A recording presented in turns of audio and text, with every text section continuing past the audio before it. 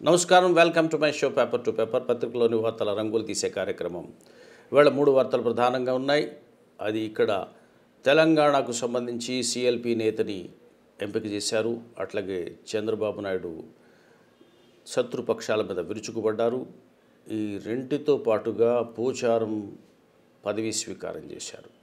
ఈ మూడింటిని ఏ పత్రికలు ఏ రంగులతో ఎలా అద్దాయో చూసే ప్రయత్నం చేద్దాం. ముందుగా ఈనాడు చూద్దాం. ఇక పోచారానికి సంబంధించి బ్యానర్ ఇచ్చేశారు. హుందాగా నడిపిస్తా, సభా గౌరవాన్ని ఔన్నత్యాన్ని పెంపొందిస్తా, రాజకీయాలుండవు, అర్థవంతమైన చర్చలకు పెద్ద పీట. సో ప్రారంభంలో అందరూ ఇదే మాదిరిగా స్పీకర్లు ఇలాంటి హామీలే ఇస్తారు, సమంగా చూస్తామని. కానీ అంతిమంగా అధికార పక్షానికే మొగ్గు చూపేటువంటి ఆనవాయితీ వస్తుంది. పోచారం అందుకు మినహాయింపు కాదేమో చూద్దాం. ఆంధ్రజ్యోతి లోక్సభ ఎన్నికలకు మార్చి తొలి వారంలో షెడ్యూలు, వరాలు రెడీ, అలాగనే రైతు బంధు పథకం ప్రకటన అనే దాన్ని బ్యానర్ తీసుకుంది. ఇక ఒక కుటుంబ పెద్దల సభను నడపండి, పోచారం నిజంగా లక్ష్మీపుత్రుడే, రైతు అభివృద్ధిలో ఎనలేని పాత్ర, ముఖ్యమంత్రి కేసీఆర్ ప్రశంసలు. సో అత్యంత మర్యాదపూర్వకంగా పోచారాన్ని తీసుకువెళ్ళి ఆయన స్థానంలో కూర్చోబెడుతున్నటువంటి కేసీఆర్ పక్కనే చిరునవ్వులు ఒలికిస్తున్నటువంటి ఉత్తమ్ కుమార్ రెడ్డి ఫోటోగ్రాఫ్లను ఆంధ్రజ్యోతి క్యారీ చేసింది. కానీ వార్తకు పెద్దగా ప్రాధాన్యం ఇవ్వలేదు. ఇక సాక్షి విషయానికి వస్తే పోచారం ఏకగ్రీవం, తెలంగాణ రెండో శాసనసభాపతిగా శ్రీనివాసరెడ్డి ఎన్నిక అని ఆసీనులైనటువంటి పోచారం శ్రీనివాసరెడ్డి స్పీకర్ స్థానంలో ఉన్న ఫోటోగ్రాఫ్ని క్యారీ చేసింది. ఇక నమస్తే తెలంగాణ విషయానికి వచ్చేటప్పటికి ఇదే ప్రధానమైనటువంటి శీర్షిక. ఆదర్శ అసెంబ్లీగా తీర్చిదిద్దుదాం, సభ్యులందరి సహకారం ముఖ్యం, ఏకగ్రీవ ఎన్నికకు ధన్యవాదాలు అంటూ ఆయనకు సంబంధించి ఇటు ప్రోటమ్ స్పీకరు పక్కన కేసీఆర్, ఉత్తమ్ కుమార్ రెడ్డిల మధ్య పోచారం ఉన్నటువంటి ఫోటోగ్రాఫ్ని క్యారీ చేసే ప్రయత్నం చేసింది. ఇక సిఎల్పి నేత ఎన్నికకు సంబంధించినటువంటి అంశాన్ని కూడా పత్రికలు మంచి ప్రాధాన్యం ఇచ్చాయి. కానీ కొన్ని పత్రికలు ఎక్కువ ప్రాధాన్యం ఇచ్చాయి. ఈనాడు మంచి ప్రాధాన్యం ఇచ్చింది. సిఎల్పి సారథి భట్టి విక్రమార్క, ఎంపిక చేసిన రాహుల్ గాంధీ, కలిసొచ్చిన అనుభవం, సామాజిక సమీకరణాలు, ఉత్తమ్ సారథ్యంలోనే లోక్సభ ఎన్నికలకు. కాబట్టి అటు ఉత్తమ్ డిసప్పాయింట్ కాకుండా ఉండే విధంగాను, అట్లాగే ఇటు విక్రమార్క సంతోషించే విధంగాను ఈ వార్త క్యారీ చేశారు. ఇక ఆంధ్రజ్యోతి విషయానికి వచ్చేసరికి సిఎల్పి నేతగా భట్టి విక్రమార్క ఎంపిక చేసిన రాహుల్ గాంధీ అని చిన్న ఇండికేటర్ మాత్రమే ఇచ్చారు. ఇక సాక్షి విషయానికి వచ్చేసరికి వేరే బ్యానర్ పోచారం ఉన్నప్పటికీ కూడా దీనికి కీలకమైన స్థానాన్ని ఇచ్చారు. భట్టికే సిఎల్పి కిరీటం, విక్రమార్కుడికే పట్టం కట్టిన అధిష్టానం, కలిసి వచ్చిన రాజకీయ సామాజిక సమీకరణాలు, 3 దశాబ్దాలుగా రాజకీయాల్లో నమ్మకాన్ని నిలబెట్టుకుంటానంటున్నటువంటి భట్టి అనేటువంటి ఉపశీర్షికలతో ఈ హెడ్లైన్ క్యారీ చేశారు. ఇక నమస్తే తెలంగాణ వచ్చేటప్పటికి చిన్న ఇండికేటర్గా సిఎల్పి నేతగా భట్టి అధికారికంగా ఏఐసిసి లేఖ విడుదల. అంటే ఈ కాంగ్రెస్కు సంబంధించినటువంటి వార్తని ఈనాడు ఆ తర్వాత ఆంధ్రజ్యోతి బాగా క్యారీ చేసేయని మాత్రమే చెప్పుకోవచ్చు. సాక్షి చేయలేదు, నమస్తే తెలంగాణ పేరుకు మాత్రమే ఇచ్చింది. ఇది ఇక్కడ తెలంగాణకు సంబంధించినటువంటి పత్రికలు. ఇక ఆంధ్రప్రదేశ్ విషయానికి వచ్చేసరికి తెలుగు జాతిని అడ్డుకోలేరు, ఎన్టీఆర్ స్ఫూర్తితో తెలుగుదేశం పార్టీ ధర్మ పోరాటం, ఏపీకి ప్రత్యేక హోదా ఎందుకు ఇవ్వరు, మోదీ అనుకూల కూటమిలో కేసీఆర్ జగన్, ఆ ముగ్గురు ఒకటే రాష్ట్రంపై దాడి, రాష్ట్ర హక్కులను హరించే అధికారం కేంద్రానికి లేదు, సత్తెనపల్లి ఎన్టీఆర్ విగ్రహావిష్కరణ సభలో ముఖ్యమంత్రి చంద్రబాబు నాయుడు, పక్కనే నిలువెత్తు ఎన్టీ రామారావు తానొక్కరే నిలబడి దిగుతున్నటువంటి ఫోటోగ్రాఫ్ చంద్రబాబు నాయుడు. దీనికి సంబంధించి పూర్తి పట్టం కట్టి వేసింది ఈనాడు. ఇక ఆంధ్రజ్యోతికి వచ్చేసరికి 1కి 3 గిఫ్టులు ఇస్తాం, చేతకాని వాళ్ళం కాదు, ముగ్గురు మోదీలు కలిశారు, నాకు రిటర్న్ గిఫ్ట్ ఇస్తారా, మీకు 1కి కాదు 3 గిఫ్ట్లు ఇస్తామని కౌంటర్ చంద్రబాబు చేసినటువంటి ప్రసంగంలోని వార్తని తీసుకుని క్యారీ చేశారు. సాక్షి ఈ వార్త ఉండదు కదా సహజంగానే. ఓట్లకు ముందు తాయిలాలు, ఆ తర్వాత కోతలు, ఆయన వస్తే అంతే మరనే ఒక ఎక్స్క్లూజివ్ వార్తని క్యారీ చేసింది. అయితే చంద్రబాబుకు సంబంధించి కూడా పూర్తిగా పరిహరించలేదు, కేంద్రాన్ని వదిలేది లేదు, అన్యాయాన్ని ప్రశ్నిస్తే దాడుల రాష్ట్రానికి బీజేపీ ద్రోహం చేసింది, కేసీఆర్ ఒక గిఫ్ట్ ఇస్తే మేము 3 గిఫ్ట్లు ఇస్తామన్నటువంటి చిన్న వార్తని క్యారీ చేసే ప్రయత్నం చేసింది. అయితే ఈనాడు మాత్రం ఒక ప్రత్యేకమైన వార్తని ఆంధ్రప్రదేశ్కు సంబంధించి కేంద్ర మంత్రి చేసినటువంటి ఒక వార్తని క్యారీ చేసింది. అది చాలా ప్రాధాన్యానికి సంబంధించింది. ఏపీకి ప్రత్యేక ప్రాధాన్యం, కాంగ్రెస్తో కలిస్తే భూస్థాపితమే. కడపలో కేంద్ర హోంమంత్రి రాజ్నాథ్ సింగ్ చేసినటువంటి ఉపన్యాసానికి సంబంధించింది. ఎంతవరకు 2 మాటలే మనకు తెలుసు. స్పెషల్ కేటగిరీ, స్పెషల్ స్టేటస్, ప్రత్యేక హోదా, ప్రత్యేక ప్యాకేజీ, ఈ రెండే వింటూ వచ్చాము. హోదా రాష్ట్రం అడిగితే ప్యాకేజీ కేంద్రం ఇస్తానంది. ఇప్పుడు ప్యాకేజీ కూడా పోయి స్పెషల్ ట్రీట్మెంట్, ప్రత్యేకమైనటువంటి విధానాన్ని అవలంబిస్తాము, ఒక ప్రత్యేకమైనటువంటి ప్రాధాన్యాన్ని మీకు ఇస్తామనేటువంటి అంశాన్ని ఇందులో రాజ్నాథ్ సింగ్ వచ్చింది. కాబట్టి స్పెషల్ ట్రీట్మెంట్ అనేటువంటి న్యూ కాయినేజ్ రావడం అనేది దాన్ని ఈనాడు 1-2 పత్రికలు మాత్రమే పట్టుకున్నాయి. ఇక ఇంగ్లీష్ న్యూస్ పేపర్స్కి వచ్చేసరికి ప్రధానంగా జాతీయ వార్తలకి కొంత చోటు ఇచ్చినా కూడా రాష్ట్రానికి సంబంధించిన వార్తల్ని, Pocharam unanimously elected speaker, let's make a model legislature, ఒక అభిలషణీయమైనటువంటి ఒక శాసనసభను మనం తయారు చేద్దామని పోచారం అన్నట్టుగా ఒక వార్తని. అట్లాగే Bhatti Vikramarka CLP leader Rahul Gandhi clears the name of 3-time MLA. 3 సార్లు శాసనసభ్యుడిగా ఉన్నటువంటి భట్టి విక్రమార్క పేరును రాహుల్ గాంధీ ఖరారు చేశారు అని ది హిందూ దినపత్రిక క్యారీ చేసింది. టైమ్స్ ఆఫ్ ఇండియాకు వచ్చేసరికి సో ఇక్కడ ఈ అంశము పెద్దగా చోటు చేసుకోలేదు. ప్రధానంగా most non NDA parties set to attend Mamata's rally today. ఈరోజు మమత పిలిపించినటువంటి ర్యాలీ ఇవాళ వెస్ట్ బెంగాల్లో జరుగుతోంది. దానికి సంబంధించినటువంటి వార్తనే ప్రధానంగా క్యారీ చేసింది. ఇక డెక్కన్ క్రానికల్ విషయానికి వచ్చేసరికి కూడా డెక్కన్ క్రానికల్ దీనికి సంబంధించినటువంటి ప్రాధాన్యం పెద్దగా ఇవ్వలేదు. So TRS counts days amid birth pangs, అంటే ఇంకా పురిటి నొప్పుల్లోనే ఉంది, క్యాబినెట్ ఏర్పాటు చేయడానికి ఇంకా మేనమేషాలు లెక్కిస్తోంది అనేటువంటి వార్తని ప్రధానంగా క్యారీ చేసింది. ఇవి ఇవాళ సంబంధించినటువంటి వార్తలు. అయితే ఇవాళ కామెంట్ విషయానికి వచ్చేటప్పటికి కాంగ్రెస్కి సంబంధించినటువంటి సిఎల్పి నేతని ఎంపిక చేశారు, మల్లు భట్టి విక్రమార్క. ఖమ్మానికి చెందినటువంటి వ్యక్తి ఆయన. సో ఖమ్మం జిల్లా నుంచి ఎన్నికయ్యారు. విశేషం ఏంటంటే మొన్న జరిగినటువంటి ఎన్నికలలో కాంగ్రెస్ ఎక్కడన్నా బెటర్గా ఫేర్ చేసింది అంటే అది ఖమ్మం జిల్లాలోనే. దాదాపు 6 స్థానాల్ని గెలుచుకుంది. అంటే 19 స్థానాల్లో వచ్చిన 19 స్థానాల్లో 6 స్థానాలు అంటే 3వ వంతు స్థానాల్ని ఖమ్మం నుంచి గెలుచుకుంది. అంటే టీఆర్ఎస్ కూడా ఎక్కడ బాగా దెబ్బతింది అంటే ఇంత పెద్ద స్వీప్లో కూడా ఖమ్మంలోనే దెబ్బతింది.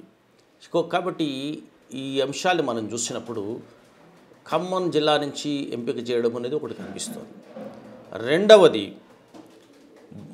భట్టి విక్రమార్క సీనియారిటీని గౌరవించినట్టు అనిపిస్తుంది. ఇక అన్నిటికన్నా 3వ అంశము ప్రధానంగా ఒక దళిత నేతను సిఎల్పి నేతగా ప్రకటించారు. సో ఒక సామాజిక న్యాయం సంబంధించినటువంటి అంశాన్ని పాటించినట్టుగా బాగానే అనిపిస్తోంది.